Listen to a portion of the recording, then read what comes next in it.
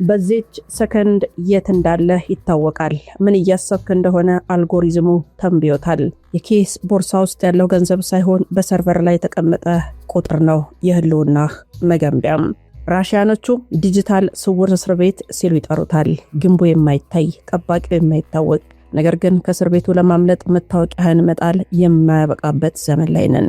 እንኳን ደህና መጣችሁ ወደ አዲሱ የባርነት ዘመን።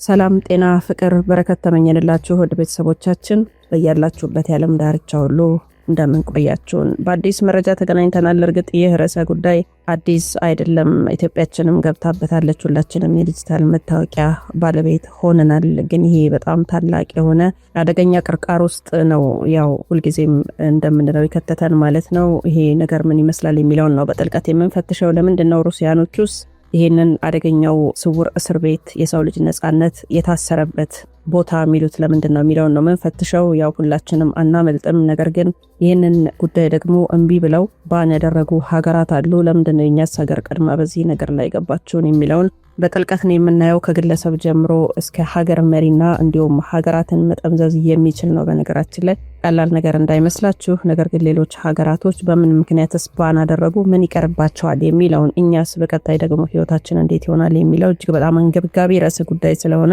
ልናገራችሁ ወደናል። ሮማን ጸጋዬ ነኝ ከአክሱም ቲዩብ። ሰናይ ቆይታ ይሆንላችሁ። ዓለማችን በአዲስ አይነት የወረርሽኝ ማዕበል ውስጥ ትገኛለች። ይህ ወረርሽኝ ግን በሰውነት ላይ የሚታይ ምልክት የለውም። በዝምታ ወደ ኪሳችን፣ ወደ ቤታችን፣ ወደ ማንነታችን ዘልቆ ይገባል። ራሽያኖቹ ዲጂታል ስውር እስር ቤት ብለው ይጠሩታል። ግንቡ የማይታይ፣ ዘቦቹ ከኮድና ከዳታ የተሰሩ፣ እስረኞቹ ደግሞ እኛው መሆናችንን የምናውቀው አይን ያለን ብቻ ነን። ይህ ሰነድ በዲጂታል መታወቂያ ስም ስለተዘረጋው ዓለም አቀፋዊ መረብና ስለሚከተለው የነጻነት መሸርሸርም በጥልቀት ይተነትናል። መነሻውና ጠንሳሾቹ ታላቁ ዳግም ቅየራ በግሬት ሪሴትን እንመልከት። ይህ ሐሳብ በድንገት የመጣ የቴክኖሎጂ እድገት ውጤት አይደለም። በዋናነት በዓለም የኢኮኖሚ ፎረም WEF እና በታላቁ የፋይናንስ ተቋም የሚመራ ሁሉንም ሰው ማካተት ፋይናንሻል ኢንክሉዥን በሚል የውሸት ስም የተጀመረ እንቅስቃሴ ነው። ዲጂታል መታወቂያ ከሌለህ አገልግሎት አታገኝም የሚለው መመሪያ የዓለምን ማህበረሰብ በአንድ ማዕከላዊ የቁጥጥር ስር ለመዋል የታቀደ ነው። ተቀባዮቹ እስካሁን ከ160 ሀገራት በላይ በተለያየ ደረጃ የዲጂታል መታወቂያ ስርዓትን ተግባራዊ እያደረጉ ነው። እንደ ህንድና ኢስቶኒያ ያሉ ሀገራት ሙሉ በሙሉ ወደ ስርዓቱ ገብተዋል።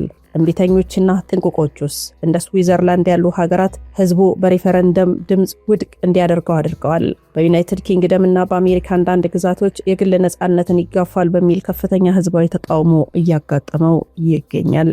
5ቱ የዲጂታል እስር ቤት ምሰሶች ለመሆኑ የትኞቹ ናቸው? አንደኛው የግል ሚስጥር ማጣት ነው። መንግስታትና ግዙፍ ኩባንያዎች የምንገዛውን፣ የምንበላውን፣ የምንሄድበትን፣ የምናወራውን እያንዳንዱን እንቅስቃሴ በሰከንድ ውስጥ ማወቅ ይችላሉ። የግል ህይወት የሚባል ነገር ታሪክ ይሆናል። ሁለተኛው ማዕከላዊ ቁጥጥር ነው። ሁሉም መረጃ በአንድ ቦታ ሲከማች ግለሰቡን ማጥፋት ቀላል ይሆናል። መንግስት ካልወደደ የዲጂታል መታወቂያህን በመዝጋት ብቻ ከማህበረሰቡ ማግለል፣ ምግብ እንዳትገዛ፣ እንዳትታከም፣ እንዳትማር፣ እንዳትንቀሳቀስ ማድረግ ይቻላል። ሶስተኛው የመረጃ መተላለፍ ስርቆት ነው። ምንም አይነት ጠንካራ መከላከያ ቢኖር የቢሊዮኖች መረጃ በአንድ ቋት ውስጥ መኖሩ ለሳይበር ወንጀለኞች ትልቅ ግብዣ ነው። አንድ ጊዜ መረጃ ከተሰረቀ ማንነትህ ለዘላለም የሌቦች መጫወቻ ይሆናል። አራተኛው መገለል ነው። ቴክኖሎጂውን ያልተቀበሉ ወይም ለመቀበል አቅም የሌላቸው ለምሳሌ አዛውንቶች ወይም የገጠር ነዋሪዎች እንደ ዜጋ አይቆጠሩም ማለት ነው። ከጤና ከትምህርትና ከባንክ አገልግሎት ውጭ ተደርገው በቁማቸው ዲጂታል ሙታን ይሆናሉ። አምስተኛው የነጻነት መሸርሸር ነው። የስውር እስር ቤት የሚባለው ለዚህ ነው። በካሜራና በኮድ የምትከታተል ከሆነ በነጻነት ማሰብና መቃወም ታቆማለህ። ሳታውቀው ራስህን በራስህ ትቆጣጠራለህ። የሀገራትና የሀብት መጠምዘዣም ይሆናል። የስርዓት ግለሰቦችን ብቻ ሳይሆን ሀገራትንም ይገዛል። ድሃ ሀገራት ከዓለም አቀፍ የገንዘብ ተቋማት IMF፣ ወርልድ ባንክ ብድር ለማግኘት ዲጂታል መታወቂያን ተግባራዊ እንዲያደርጉ ይገደዳሉ። ታዲያ የሀብት ዘረፋ ይካሄዳል። የሀገሪቱ አንጡራ ሀብት፣ የተፈጥሮ ጸጋና የህዝብ መረጃ በዲጂታል መልክ በውጭ ኩባንያዎች እጅ ይወድቃል። ሌላው ሀገራት ሉዓላዊነትን ያጣሉ። አንዲት ሀገር የራሷን ህዝብ መረጃ እንኳን በራሷ ሰርቨር መቆጣጠር በማትችልበት ደረጃ ትደርሳለች። ውሳኔዎች የሚመነጩት ከሀገር ውስጥ ሳይሆን ከዲጂታል መረቡ ባለቤቶች ይሆናል። በቀጣይስ ምን ይፈጠራል? የበርካቶቻችን ስጋት ነው። ወደፊት ቁጥጥር የሚደረግበት ገንዘብ ይመጣል። ለምሳሌ ይህ ገንዘብ ስጋ ለመግዛት ብቻ ነው የሚያገለግለው ወይም ይህ ገንዘብ እስከ ነገ ካልተጠቀምክበት ይጠፋል የሚሉ ትዕዛዞች ሊሰጡን ይችላሉ። የሰው ልጅ ፍላጎቱና ምርጫው በባለስልጣናት ኮምፒውተር የሚወሰንበት ዘመን ይመጣል። የዲጂታል መታወቂያ ብሩህና ዘመናዊ ይመስላል፣ ነገር ግን ከጀርባው የሰው ልጅን ነጻነት የሚቀማ ስውር ሰንሰለት አለው። ራሽያኖቹ እንዳሉት ይህንን እስር ቤት ለማየት አይነ ህሊናን ማንቃት ይግድ ይላል። ዓለም በቴክኖሎጂ ስም ወደ ባርነት እንዳትመለስ የሚቻለው በንቃትና በጋራ ድምጽ ነው። ራሽያኖቹ ዲጂታል ስውር እስር ቤት ይሉታል። ግንቡ የድንጋይ አይደለም፣ ዘቦቹም ጠመንጃ አልታጠቁም። ግንቡ ኮድ ነው ይላሉ፣ ዘቦቹ ደግሞ አልጎሪዝሞች ናቸው። ይህ እስር ቤት አይን ያላቸው ብቻ የሚያዩት ነው ተብሏል። ዛሬ ዓለም በዲጂታል መታወቂያ ስም አንድ ትልቅ ወጥመድ ውስጥ እየገባች ነው። እስካሁን ከላይ እንዳልኳችሁ ከ160 በላይ ሀገራት ይህንን ስርዓት ተቀብለዋል። ነገር ግን ጥያቄው ይህ ቴክኖሎጂ ለምቾታችን ነው ወይስ ደግሞ ለቁጥጥራችን ብለን መጠየቃችን ልክ ነው። ሐሳቡን ማን ጠነሰሰው የሚለውን ጥያቄ ፈትሸነዋል። ዋናው ሞተር WEF እና ቢል ጌትስ ፋውንዴሽን ናቸው። ታላቁ ዳግም ቅየራ ይሉታል The Great Reset በሚል መሪ ቃል እያንዳንዱን የሰው ልጅ ዲጂታል መታወቂያ እንዲኖረውና ከባንክ ሂሳቡ ጋር እንዲያያይዝ ይፈልጋል። የሀገራት መጠምዘዣም ጎላቸው ነው። ለሀገራት ከዓለም ባንክ፣ ወርልድ ባንክ ብድር እንዲሰጣቸው ዲጂታል መታወቂያ ወይ ደግሞ ዲጂታል አይዲ ግዴታ እንዲያደርጉ ይገደዳሉ። ይህ ዲጂታል ኮሎኒያሊዝም ይባላል። ሉዝ ኦፍ ፕራይቬሲ። አንድ ግለሰብ ቡና ሲገዛ በስልኩ ሲከፍል መንገዱ እያንዳንዱን ነገር እነሱ በካርታ ላይ ያዩታል። የግል ህይወት የሚባል ነገር ያበቃለታል። የዲጂታል መታወቂያ አማካኝነት መንግስት በየሰከንዱ የት እንዳለ ምን እንደገዛ ከማን ጋር እንዳወራህ ያውቃል። ሚስጥር ታዲያ የጥንት ሰዎች ትዝታ ሆኖ ብቻ ይቀራል። ሁሉም መረጃ በአንድ ማዕከል ሲከማች ማጥፊያ ቁልፍ ይፈጠራል። መንግስት ካልወደደህ የዲጂታል መታወቂያህን ዲሴብል ያደርገዋል። በዚያች ቅስፈት ምግብ መግዛት አትችልም፣ ባቡር መሳፈር አትችልም፣ ሆስፒታል መግባት አትችልም፣ በቁምህ ትታሰራለህ። ዳታ ብሬች። ቴክኖሎጂውን ያልተቀበሉ ወይም ያልገባቸው ሰዎች ከማህበረሰቦች እንደሚገለሉ ነግረናቸዋል። እምቢ ያሉ ሀገራት፣ ግለሰቦች ከዓለም አቀፍ የንግድ ግንኙነት ውጭም ይደረጋሉ። ነጻነት ማለት ምርጫ ነው። በዲጂታል ስርዓት ውስጥ ግን ምርጫ የሚወሰነው በአልጎሪዝም ነው። የምትቃወም ከሆነ ከሶሻል ክሬዲት ስኮር ይቀነሳል። ይህ የባርነት አዲስ ስማችን ነው። በነገራችን ላይ የህዝብ መረጃን ለትላልቅ የቴክኖሎጂ ኩባንያዎችን ይሸጡብናል። ዲጂታል ገንዘብ CBDC መንግስታት የህዝቡን ገንዘብ የትና መቼ ማውጣት እንዳለበት ይወስናል። ለምሳሌ የገንዘብ ለሀገር ውስጥ ምርት ብቻ ነው የሚያገለግለው በማለት የግል ሀብትን ይቆጣጠራሉ። የዲጂታል መታወቂያ ጦርነት ተጀምሯል። እስካሁን ኖርዌይ፣ ስዊድን፣ ኤስቶኒያ ሙሉ በሙሉ ገብተዋል።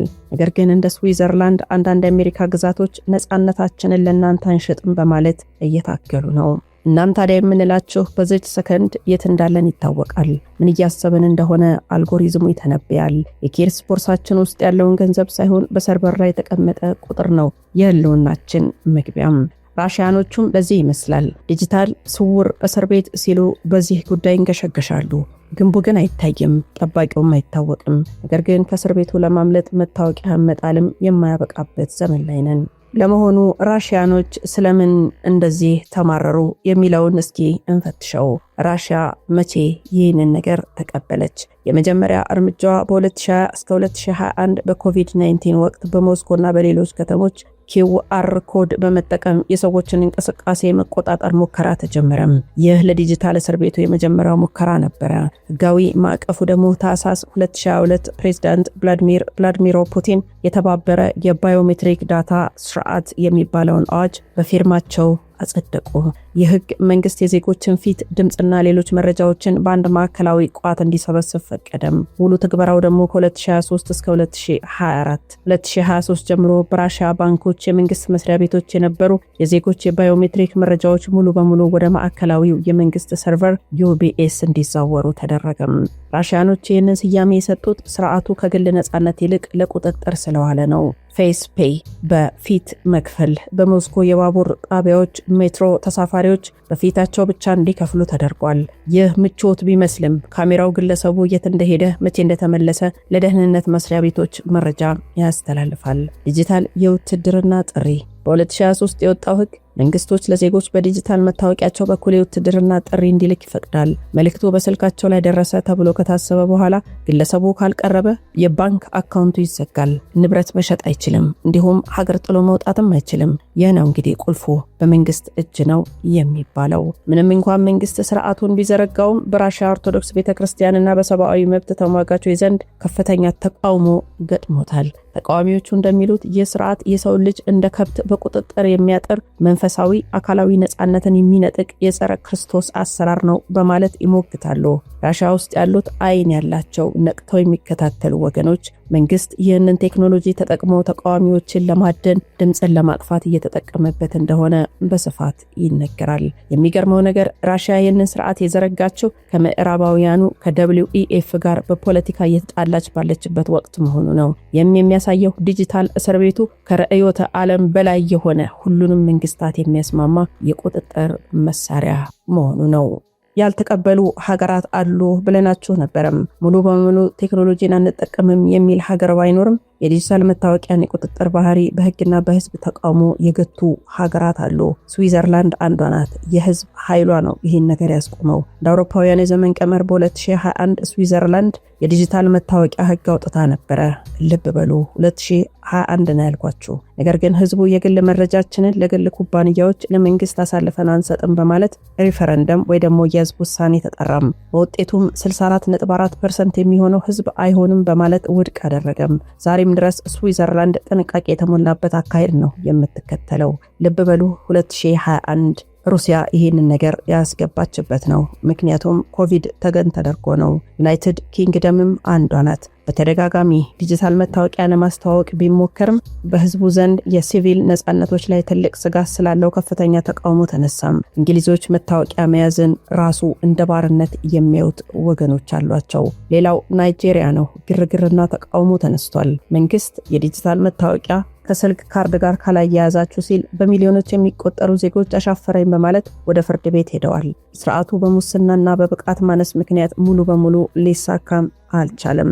የስርዓት መቀጠል ይችላል ወይ? የብዙዎች ጥያቄ ነው። ይህ ጥያቄ መልሱ የሚወሰነው በህዝብ ንቃት ላይ ነው። የመቀጠል እድሉ ዓለም አቀፍ ተቋማት IMF፣ ወርልድ ባንክ ብድርን ከመታወቂያ ጋር ስላያያዙት መንግስታት በኢኮኖሚ ተጠምዝዘው ስርዓቱን ተግባራዊ ለማድረግ ይገፋሉ እየተባለ ነው። የገንዘብ ስርዓቱ ወደ CBDC ሴንትራል ባንክ ዲጂታል ከረንሲ ሲቀየር ዲጂታል መታወቂያ ከሌለ መግዛትና መሸጥ የማይችልበት ደረጃ ላይ ሊደረስ ይችላል። የመውደቅ እድሉስ? የሳይበር ጥቃቶች ሃኪንግ እየበዙ ሲመጡ የመንግስታት የቁጥጥር ባህሪ ህዝቡን ሲያማርረው ትልቅ ህዝባዊ አመጽ ሊነሳ ይችላል። ይህም ደግሞ አናሎግ ከቴክኖሎጂ ውጪ የሆኑ ኑሮን የሚመርጡ ማህበረሰቦች ሊፈጠሩ ይችላሉ። ስርዓቱን ሙሉ በሙሉ ከተጫኑ የሚከተሉትን 5 ነገሮች ይከሰታሉ ተብሎም ይፈራል። አንደኛው የማንነት መያዣ ነው። ሰውነታችን፣ ማንነታችን የመንግስት ንብረት ይሆናል። ባዮሜትሪክ መረጃችንን መንግስት ከሰረዘው በምድር ላይ እንደሌለን እንቆጠራለን። ሌላው የእምነትና የአስተሳሰብ ክትትል ነው። መታወቂያችን ከማህበራዊ ሚዲያ ጋር ይያያዛል። መንግስታትን የሚቃወም ጽሑፍ ካጋራን ባንክ በራሳቸው ቅጣት ሊቀንሱብህ ይችላሉ።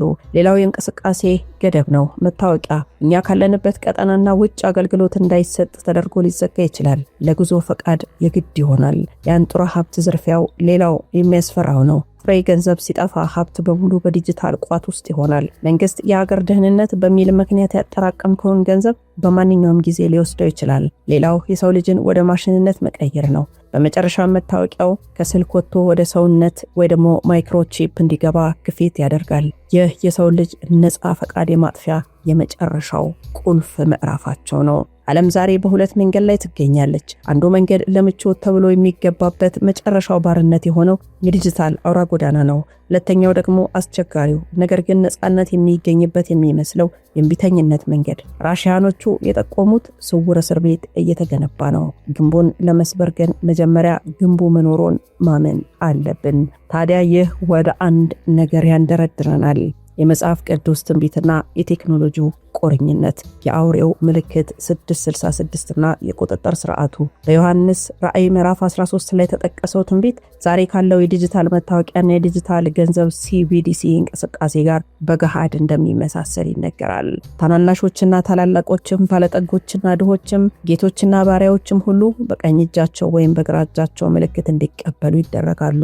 የአውሬው ስም ወይም የሰው ቁጥር ያለው ምልክት የሌለበት ማንም ሊገዛ ወይም ሊሸጥ እንዳይችል ይደረጋል እንዳለው ቅዱስ ቃሉ ራእይ ምዕራፍ 13 ቁጥር 16 እስከ 17። ዲጂታል መታወቂያ ከሌለን አንገዛም አንሸጥም የሚለው መመሪያ ከዚህ ትንቢት ጋር ቀጥተኛ ግንኙነት አለው። ጥሬ ገንዘብ ካሽለስ ሶሳይቲ እየተፈጠረ ባለበት በዚህ ዘመን የግለሰቡ የመኖር መብት በዲጂታል ኮድ ላይ መውደቁ የትንቢቱ ፍጻሜ መጀመሪያ ተደርጎ ይታያል።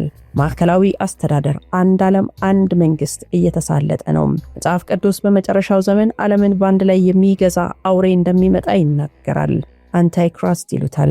ዲጂታል እስር ቤቱ ታዲያ በዓለም የኢኮኖሚ ፎረም WEF እና በዓለም ባንክ የሚገፋው ዓለም አቀፍ ዲጂታል መታወቂያ ግሎባል ID የዓለም ሕዝብን በአንድ ቋት ውስጥ በመክተት ለአንድ ማዕከላዊ አምባገነን መሪ መንገድ እየጠረገ እንደሆነ ይታመናል።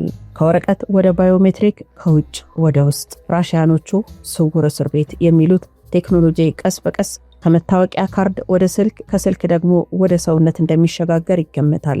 ትንቢቱ ምልክቱ በእጅ በግንባር እንደሚሆን ይናገራል። ዛሬ የምንጠቀመው የጣት አሻራ፣ እጅና የፊት መለየት ወይ ደግሞ ግንባር ፌስ ID ቴክኖሎጂዎች ለዚህ ትንቢታዊ ምልክት መንገዱን እየጠረጉ እንደሆነ ብዙዎች ያምናሉ። እነሱ እንደሚሉት አንድ ጥንታዊና ያረጀ መጽሐፍ ከ2000 ዓመታት በፊት በጳሞስ ደሴት የታየው ራእይ ዛሬ በሲሊከን ቫሊ ላቦራቶሪ ውስጥ እየተቀረጸ ይሆን? ዮሐንስ ያለ ምልክቱ መግዛትና መሸጥ አይቻልም ሲል፣ የዘመናችን ቴክኖሎጂ ደግሞ ያለ ዲጂታል መታወቂያ አገልግሎት አታገኝ ይሆናል ይለናል። ቃላቱ ይለወጡ እንጂ መንፈሱ ግን ያው ነው። ሳይንስ ምቾት ይለዋል፣ ፖለቲካው ቁጥጥር ይለዋል፣ መጽሐፍ ቅዱስ ግን ባርነት ይለዋል። ራሽያኖቹ አይን ያላቸው ብቻ ያዩታል ያሉትም ይህንን ነው። የምናየው ተራ የፕላስቲክ ካርድ ወይም የስልክ አፕሊኬሽን ሳይሆን የሰው ልጅን ነፍስና ነጻነት ለቴክኖሎጂ መሰዊያ አሳልፎ የሚሰጥ ስውር ሰንሰለት ነው።